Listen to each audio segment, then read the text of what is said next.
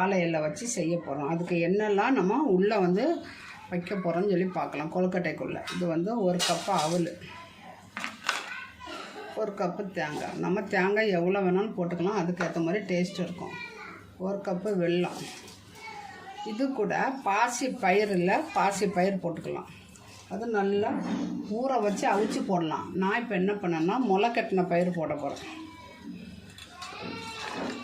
பச்சையாகவே போட்டுட்டு இப்போ எல்லாத்தையும் கிளறணும். இனிப்பு நம்ம தேவைக்கு ஏற்ற மாதிரி போட்டுக்கலாம். இப்போ நல்லா கிளறியாச்சு.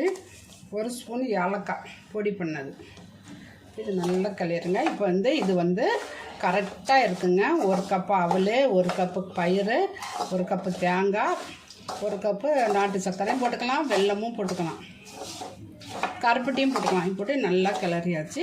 இப்போ நம்ம வாழை இலையில் எப்படி செய்யலாம் பார்க்கலாம். இப்போது இந்த மாவு வந்து என்ன மாவுனா இடியாப்ப மாவை தண்ணி கொதிக்க வச்சு உப்பும் போட்டு நம்ம நல்லா இடியாப்ப மாவு மாதிரி பிசைஞ்சு வச்சுருக்கோம். நைஸாக இருக்கணும் மாவு. கொழுக்கட்டைக்கு கொஞ்சம் நறுன்னு இருந்தாலும் பரவாயில்ல, திருன்னு. அது எப்படின்னா புட்டு மாவும் இடியாப்ப மாவும் கலந்து கூட போட்டு கிண்டிக்கலாம். நான் வெறும் இடியாப்ப மாவு தான் கிண்டிருக்கேன். நான் பாருங்கள் பிசைஞ்சு வச்சுருக்கேன். இப்போ நம்ம இதை வந்து தட்ட போகிறோம். கொஞ்சம் கையை தண்ணியில் தொட்டுக்கிட்டு நமக்கு எவ்வளோ பெருசாக வேணுமோ அவ்வளோ பெருசாக, கனமாக தட்டக்கூடாது, நல்லா இருக்காது, கொஞ்சம் மெல்லிசாக. இது வந்து கேரளாவில் வந்து இலையப்பம், இலை பணியாரம் அப்படின்னு சொல்லுவாங்க. இப்போ நம்ம ரொம்ப ஈஸியாக பிள்ளைகளுக்கு சத்தானது நம்ம செஞ்சு கொடுக்கலாம். அவ்வளோதான். நல்லா அமுத்திட்டோன்னா வெந்த பிறகு நம்ம இப்படி எடுத்தோன்னா நல்லா வெந்த பிறகு நல்லா இருக்கும். இப்போ இதே மாதிரி மோமோஸ் சட்டி இருக்குல்ல, நம்ம இதெல்லாம் வச்சு அடுக்கி வச்சிடணும். இப்போ நல்லா கட்டி இல்லாமல் நல்லா பிசைஞ்சுக்கணும்.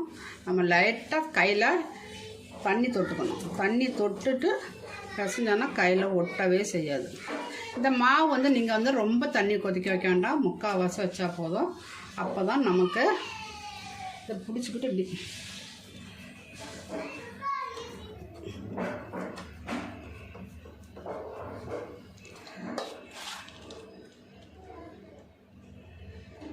பாசி பயிரை ஊற போட்டு இந்த குக்கரில் வச்சு 1 விசில் விட்டுறலாம். இதே மாதிரி நம்ம எல்லாம் செஞ்சு எடுத்துடலாம்.